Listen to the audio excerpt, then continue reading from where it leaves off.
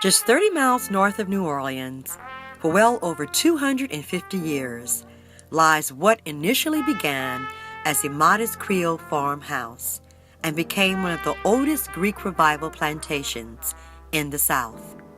Through the years, Evergreen Plantation has received many awards and recognition for its dedication and commitment to historical preservation, and has also served as the backdrop to many award-winning Hollywood films.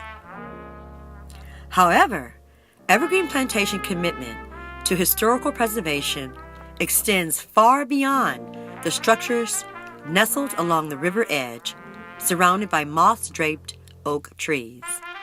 It also extends to the preservation of the oral history of the Creole people of St. John the Baptist Parish, who worked the land, and their descendants.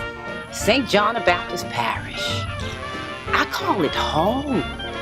My roots date back to the early 1700s, right along this river road. Grandfather used to go and come to friends to New Orleans because he was a business person with stuff to sell like they did back then on the ship and stuff, and then he finally ended up just staying here. My mother was born in Louisiana. Her and her three sisters were bought by slave. The man who bought them was Usain Draco, Jucquet. Here, they said Jacob, but French, that's what it was. So my mother came from Lucy to come and live here where her mother was. Lucy was the beginning of St. John Parish. If you read the history of St. John Parish, it started in Lucy at St. Charles Parish line. My father's family, like I said, growed up on what is called Columbia Quarter, and they had 16 of them. They had about 5 girls, the rest was boys. My family migrated from France. This is where my cousin tells me that he found a lot of the Bastins.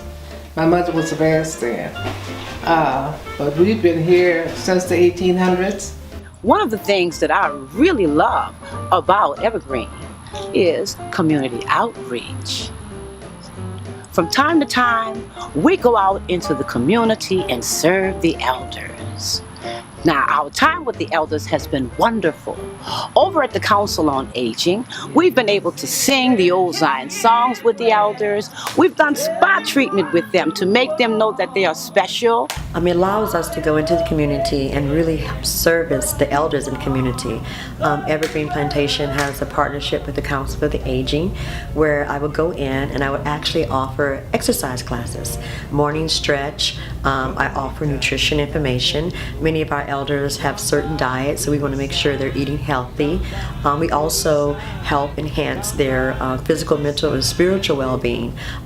Believe it or not, bingo helps them with their cognitive skills. So it's not only fun, but they get to really work their mind. One of the old ladies shared something with us that we never would have found out had we not have been there serving the community.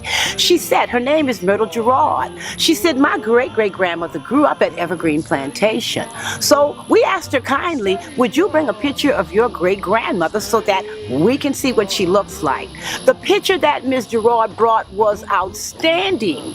The lady's name is Albertine Becknell, and she's dressed in a beautiful antebellum dress. Her granddaughter, Miss Gerard, told us that she was a seamstress, and she was a very fine seamstress. One of the other ladies at the Council on Aging, her name was Marie Turner, and she had a picture of river baptism. And what she explained was what was going on at the time of the baptism. Everybody is behind the levee getting ready for the baptism, and the rain starts. She said it starts to storm, and the storm starts to come in their direction. Just as they're getting ready to baptize, she said the rain started to back up and went in the other direction, and it never disturbed the baptism at all. So all of these type of stories have been excellent, learning them and spending time giving back to the community, especially our elders, who are one of our most precious resources.